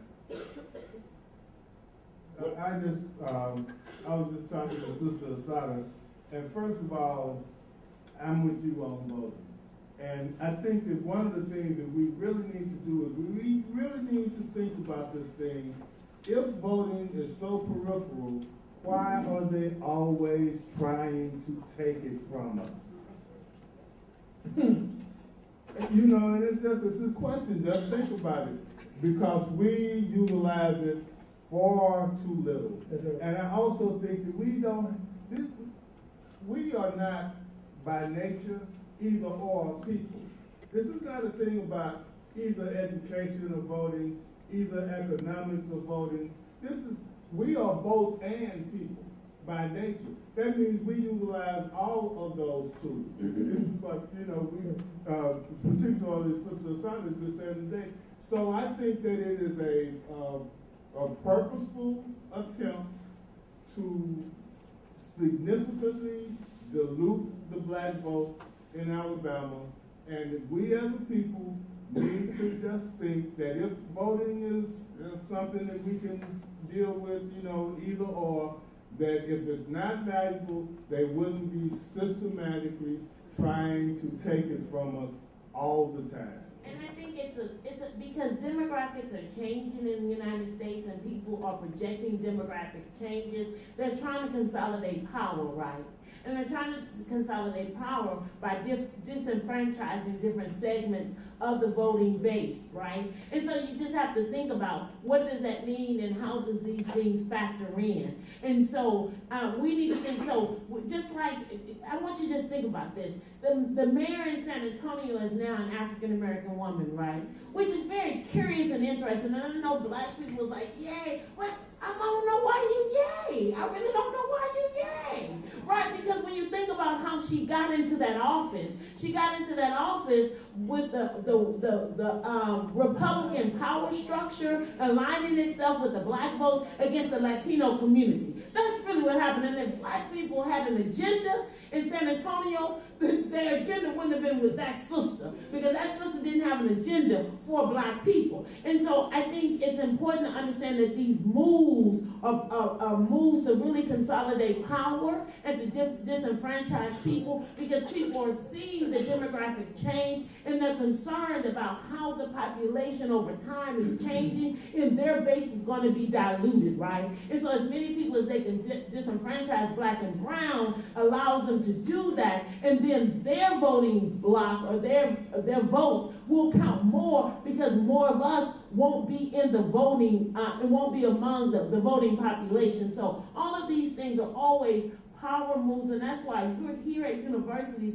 to be thinking about these things, that's why doing the analysis and looking, and I want to say this is it. This is it. When you get out and get a job, it won't be like this anymore. This is it. This is the moment when you are the most curious you can be, when you're developing the intellectual capacity to understand the world beyond just national. Look internationally. Look at trends. Listen to news. Read, study, learn. Make yourself a learned person so that you can be a better tool and an asset for your community, because you need to go back there. You need to help them come up with a strategy. You need to lay out a plan. You need to look at some legal brief. This is it. They sent you here. You here, right? Somebody put their money together. That's why I came back to Houston. People made sacrifices for me, prayed for me, gave me $100 when I didn't have any money. I had to come back.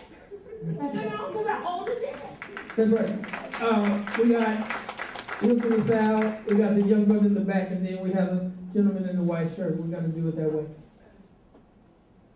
I was talking to Mr. Hall earlier, and on it, but particularly, I think one of the concerns, I'm not speaking for all the people who talk about voting as a secondary option, but do you really have power?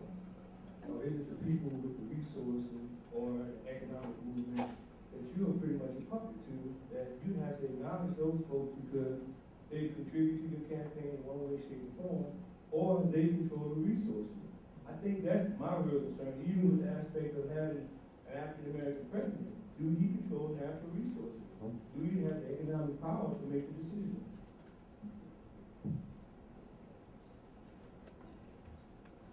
Let me make it perfectly clear that when I came here, I owed $130,000 to. Thank you so much. When I came to Houston, I owed $130,000 in loans for my education. Today, of all the mayoral candidates, I am the mayoral candidate that has received the least amount from any contributors. And my personal wealth is probably better than all the other candidates except one. I will never have to work again in my life. I don't have to work. I don't need to be a mayor. I'm doing it precisely for the reason that you just indicated. And that's why the downtown structure has said to Ben Hall, you're the most dangerous candidate in the race because you're too independent and we can't control it. I just want you to know that. If you look at my financial disclosure, you'll see that I'm telling you the truth. There is one other candidate who has a considerable amount of wealth. He's probably worth about $250 million. I'm not too far behind. But I don't need to work. I'm doing this so that I can tell people the truth, address questions like what Assad was talking about, gentrification. But I want to tell you this, be careful on this argument about gentrification. Because what you don't want to do is take away the net worth of the black community. One of the benefits we're getting through the development is more net worth and more net value to the black community. In other words, your property value is increasing. The challenge is, can we insulate it from tax escalation so that you can keep it? So as the mayor of the city of Houston, I believe we can adopt a policy that will allow you not to be taxed out of your property, but at the same time, I don't want to drive down the market value of your property so that you can trade it down the road for a multi-million-dollar house. I see that as a way to go forward, and I'm willing to be independent enough to tell you. Okay, I hope I answered your question. In the brother in the desk, I want to make sure that we're getting time for people to ask their questions. I'm going to apologize first because I'm not sure how this is going to come out.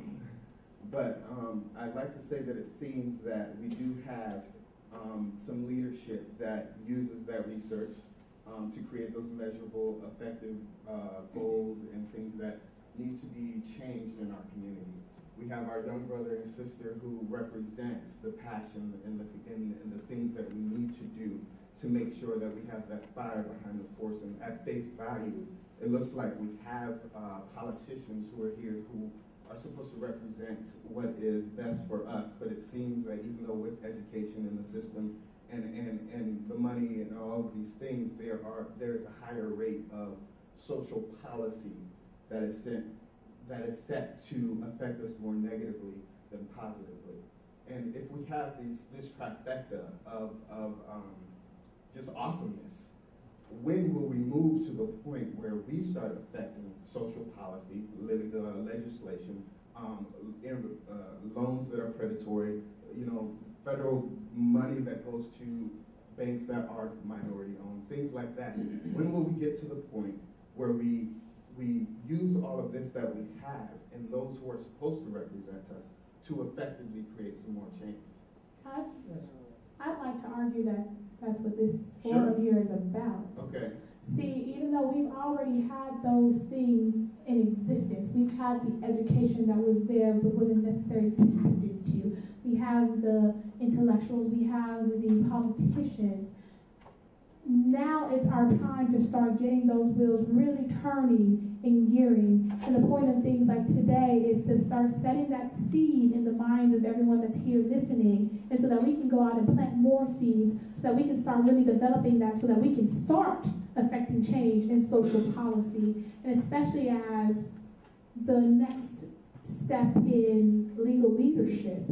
That same question you pose is something that I'm going to pose to you and say, how are you going to affect social change and policy when you get to that position? Today, we're here to start fostering this conversation in the spirit so that you can start planning, so that when we leave here today, the next thing we do is something to further this goal and this agenda. And I want to add to that. I think it's important. It's hard because so much is happening, right? That oftentimes we don't see the work that's happening on the micro level, right? I'm so happy that I'm part of, I said Project Row House is an organization that's been around 20 years, that has grounded itself and rooted itself in Third Ward. So, and then we recently formed the Emancipation Economic Development Council, right? And so we've drawn a line in the sand, and we're gonna do something that's historic.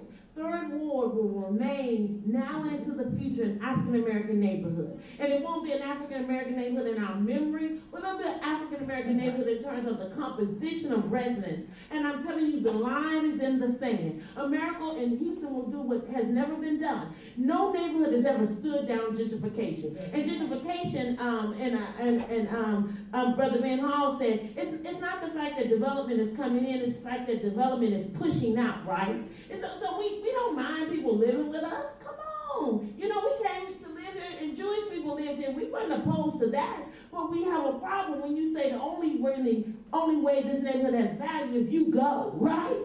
Like if you leave a shotgun house and you leave, so that's a problem. And so in that Economic Development Council, we're talking about issues around economics, around land trust, around development. We just had a meeting with a set of developers and told them our suggestion for their development, and they came back and said, we'll work on that, right? Because we told them we were ready to consolidate our power and our resources to make sure that it was done. And so that's why this voting is important, because you got people down in City Hall, you got the plan, you got a lot of stuff going on. So brother, I say all that to say, movement is happening. Your question is, where is it happening, and where can I link into it, right? Because it's always happening. My final thing is, we thought that Egypt happened in a split second. That sister was showing up at that square for years. She had been showing up at that square, telling other people, meet me at the square, meet me at the square. And in the moment she continued to show up at the square, then she lit the fire, which became a revolution. And we can say it wasn't quite what they wanted, but she was consistent and constant and ready for change when change was ready.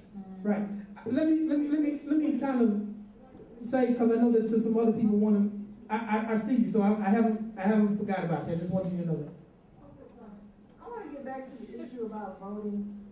You really need to vote, and that's how you make change. There was some legislation that was proposed this last session that would allow people to be able to vote so many years and so many accomplishments after being convicted with a felony.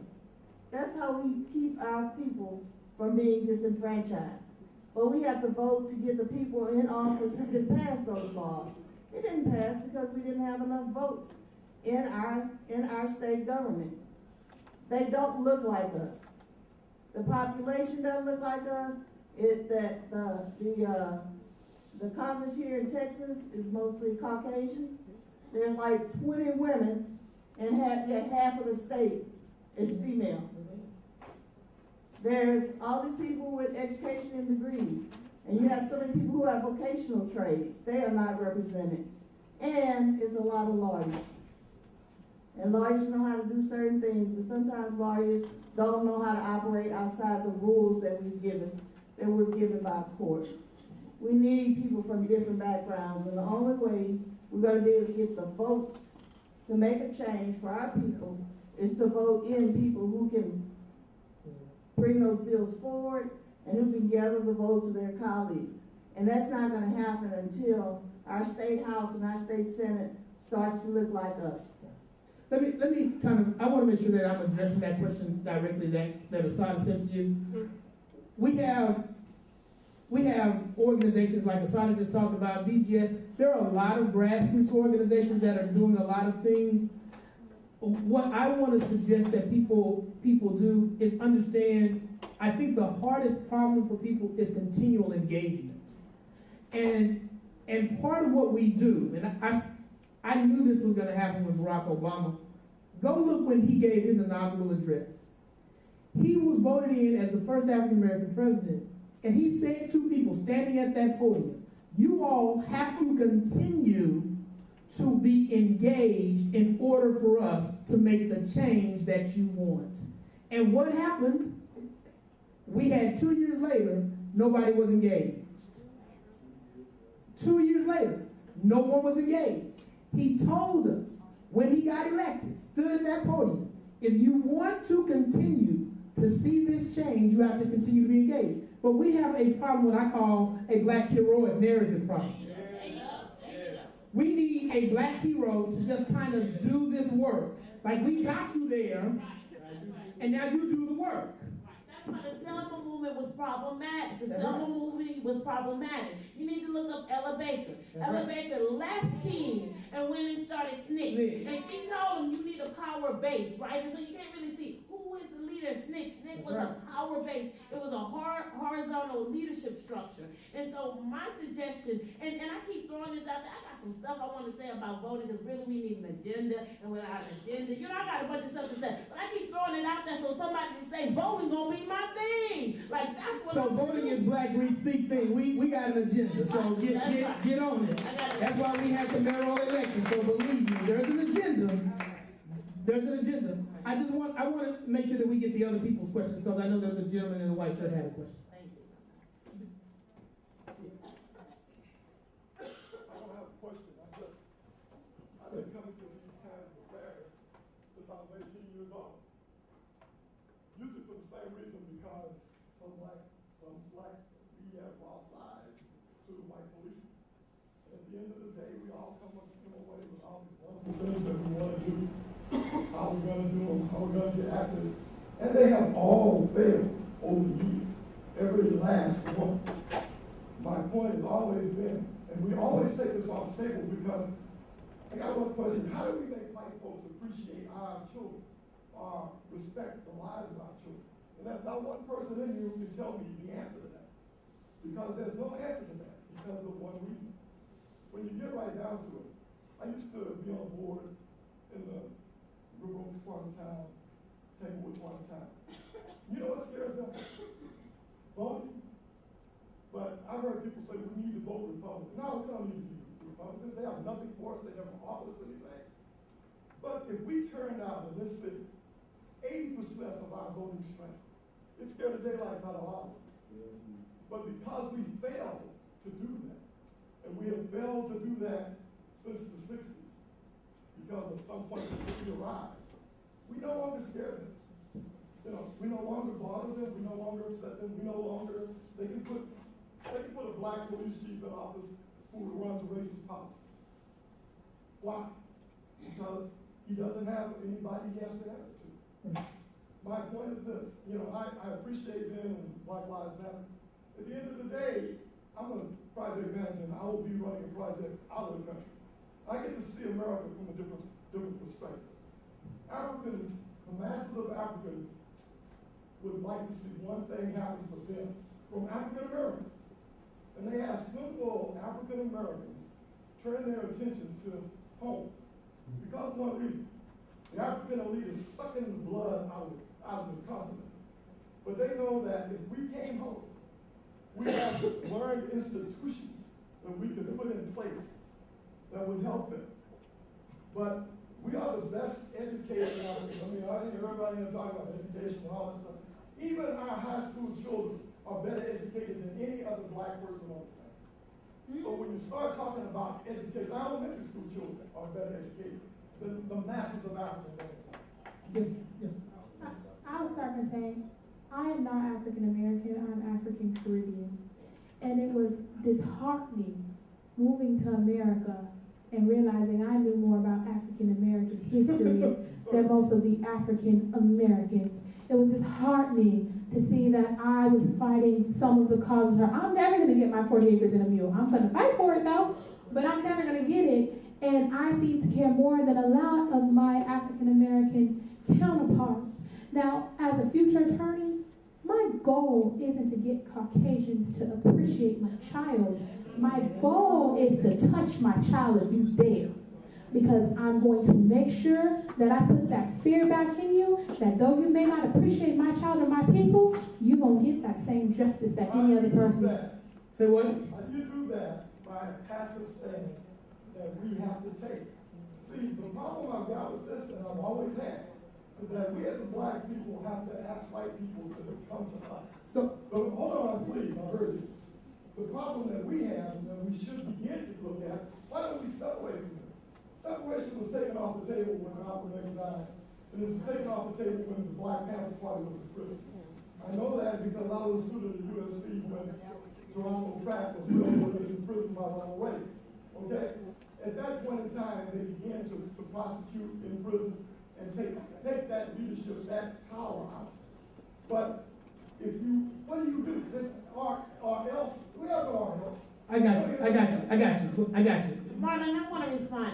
I want to go back, because my friends, I came out of the Republican New Africa movement. I came out of the Incoben reparations. Right. And I have to say this, it's not an either or. If my friends went to Hebrew Israelites, they're in Israel right now. I support them when they need a little dollars. I do my best to send it to them. I'm supporting the independence. I'm supporting it all, right? We all got different roles to play. And this idea that it's one strategy or another, because if I told them, you can leave the belly of the beast, but the beast is still living, right? And that beast will touch you anywhere in this world, because that's what the beast will do. So for me, my struggle is in continental America. It is. My people in Third Ward, I'm not leaving my people. I'm not.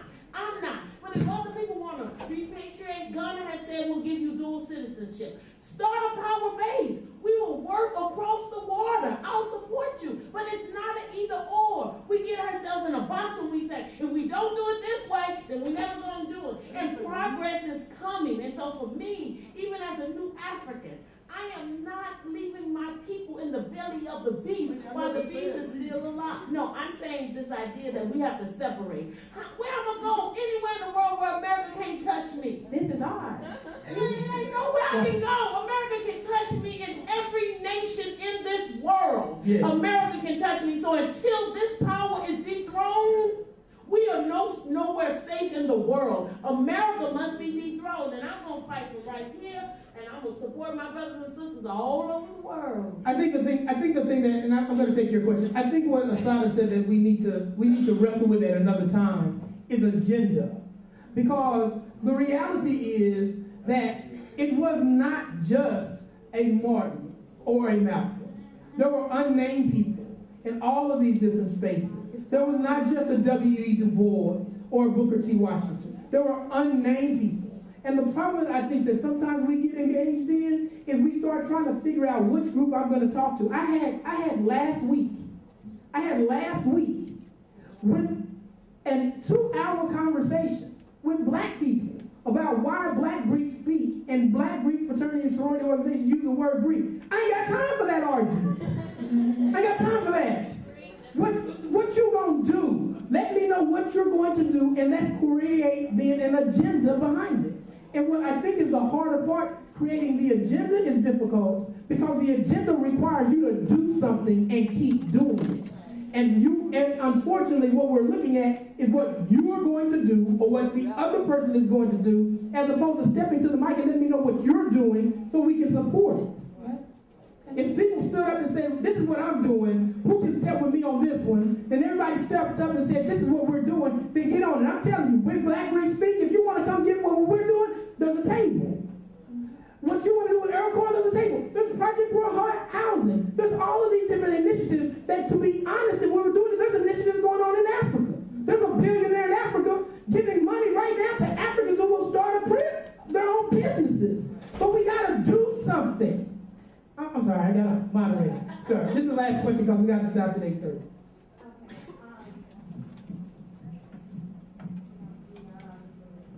Okay, so first of all, I don't like microphones.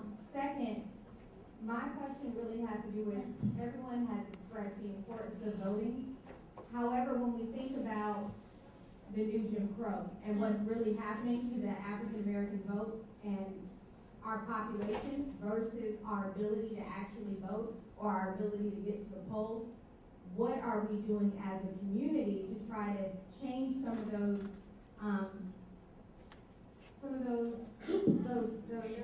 Barriers. Okay, let's call them that. Okay, what are we doing to change some of those barriers that we have in our community? Education isn't going to help you if you've been charged with a felony. Education isn't going to help you if nobody wants to hear what you have to say because they find out, either 1 year convicted felon or 2 you have a record, you can't get the kind of job you need, you can't get public housing, you can't get federal loans. The system has been created so that when we have people disproportionately stopping African Americans and African Americans disproportionately getting locked up or getting charged or disproportionately being offered plea bargains that are not fair racially, then what do we do to make sure that we reach out to the lesser of us and make sure that these people's rights get reinstated? What are we doing to reach out to those people whose rights have been reinstated and to get them back into the community so that they can be productive? Okay, I want to give one question really quickly. Have you been to a prison before? Yes. Which prison did you go to? I'm from Tampa, Florida. Which prison was that in Tampa? Because they're mostly private prisons. But which prison in that was it? I can't tell you. Okay, so I want everybody who's interested, because this is what I do. If you're really interested in prison reform and prison reentry, sign up. And I'm going to take you to a prison so you can see what people are really doing. It's the Carol Vance Unit in Sugar Land, so you ain't got to go too far. It's a 365-bed prison reentry program that is already doing that so that you can know there are things that we can do. I'm just giving, because people want to talk about what you can do. That's one you can do. Sign up, we'll get you involved. Working in a prison, working with me, you can just get that done. Questions?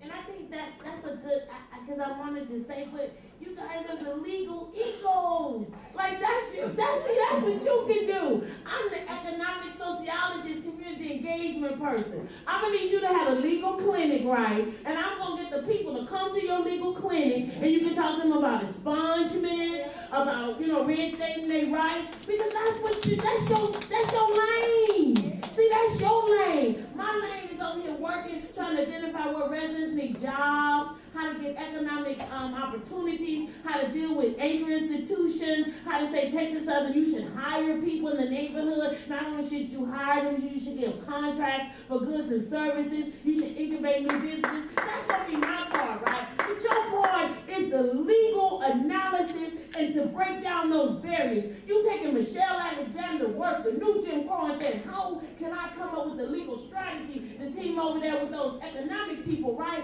See, this is what we're talking about. This is what you have the skill set to do. I can't handle the legal arena, but you can. So this is your opportunity.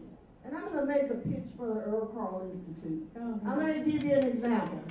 The Earl Carl Institute has been working on the school-to-prison pipeline. And we got together with a number of organizations. And we brought in attorneys to represent students. So we had the people who were going through the issues, who were being overrepresented, who were being kicked out of schools. We brought those people to lawmakers. We brought the data, the statistics. We testified at the hearings. And I can say in the last 4 years, we were representing so many kids who were being charged with Class C misdemeanors. And as of September 1st, I have not seen one. And we're talking about from 170,000 a year down to just a few. So we work with the people, and we work with the people to make a change, the policymakers. Come and work for us. We take the students, we also take volunteers. I met with a lady today who's working with kids who are on probation or they've been certified as an adult. We're going to work with her, and we're going to find some more faces. And we're gonna find those kids who could have a bright future, but for the way the system is set up today. So find your nonprofit. It doesn't have to be Earl Carl. But look, if it's something you have a passion, there's an issue for you with the prison, go look it up. There's an organization that's trying to do something. And go join them and do the piece that you can do. And if they're not, show them how they can, right? Show them the missing piece. Because sometimes we just don't know that missing piece, but you know it. And we need your knowledge. I want to give opportunity, first of all, put your hands together for this panel. If each panelist would just kind of, if you give your kind of 2-minute closing remark, and we will get ready to move on. I just want to say that process this slowly and look for ways that you can be involved. Perhaps the next one we do will deal with agenda, because that's really what we need. So I thank you for letting me participate. I want to say thank you as well, and I want to say I'm not hopeless. I'm full of great hope. I come from a people who, you know, unlike any other people in the world, were brought to a land that was not theirs en masse, have gone through circumstances that no other people have gone through over a historic trajectory as this, and we are still here. And so because I know who my ancestors are, and I know what shoulders I stand on, I'm not at all discouraged, and you should not be. You have a biography that means you got here over some very tremendous circumstances. And so the thought is not as if change is going to come, but when is it going to come? And what role are we all going to play? And so I want to thank, the organizers of this event. I know sometimes we feel like, oh, it's another event, but we're building knowledge, we're building consciousness, and we're building a formidable movement for social change unlike the world has ever seen before. So I encourage you to become great attorneys, join organizations, but above all, stay in the struggle for social justice. I think the thing that I would like for everyone to leave with is demand accountability. And how do we demand accountability? Through the vote. If a police officer shoots a black child,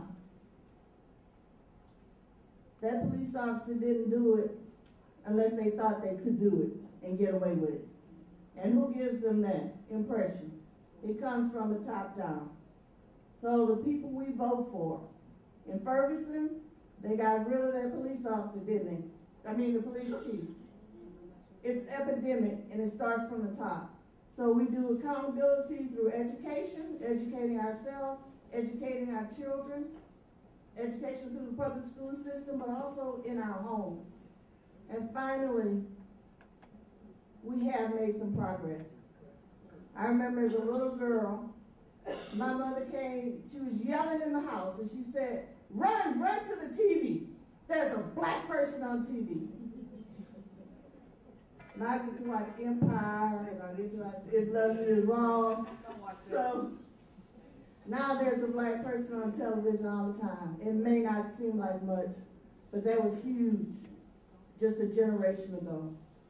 So we're making progress around, and I think what we need to do is really open ourselves up and to talk about race openly and implicit bias within our own communities and with other populations and other races and ethnicities.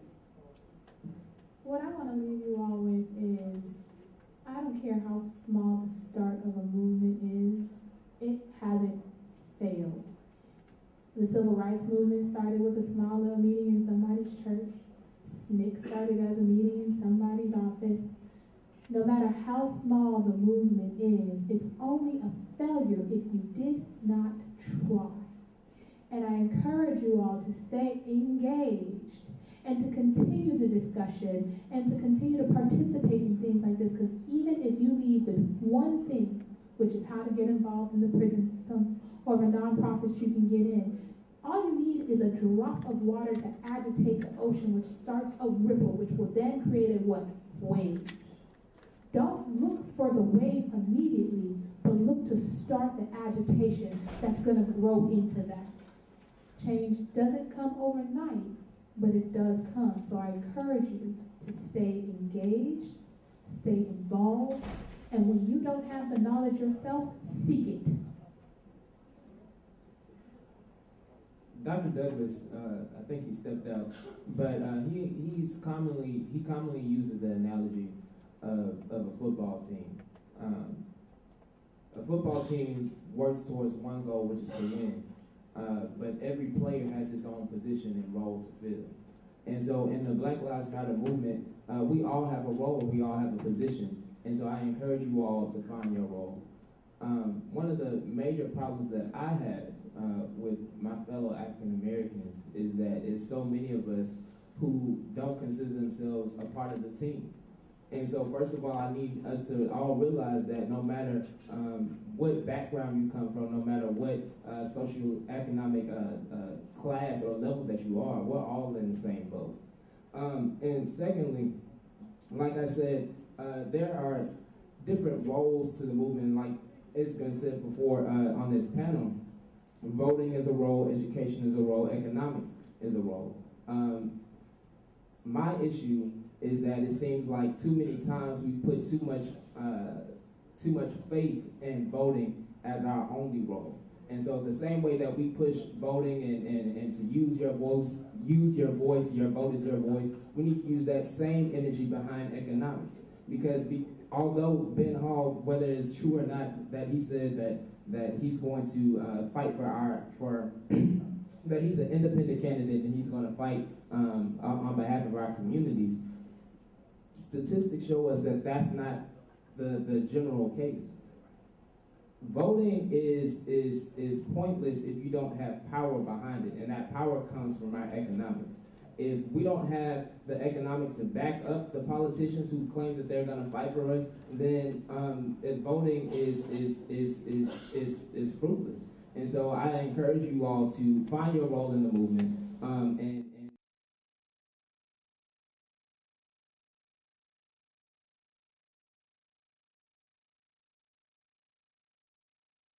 say, one of my mentors, Ada Edwards, taught me, and we always do it at Black Week Speak when we end the session.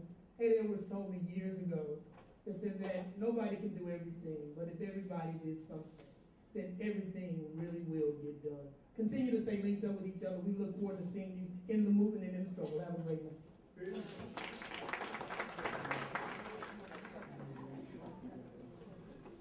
Y'all better ask Ben Hall for a scholarship since he got millions. Right now.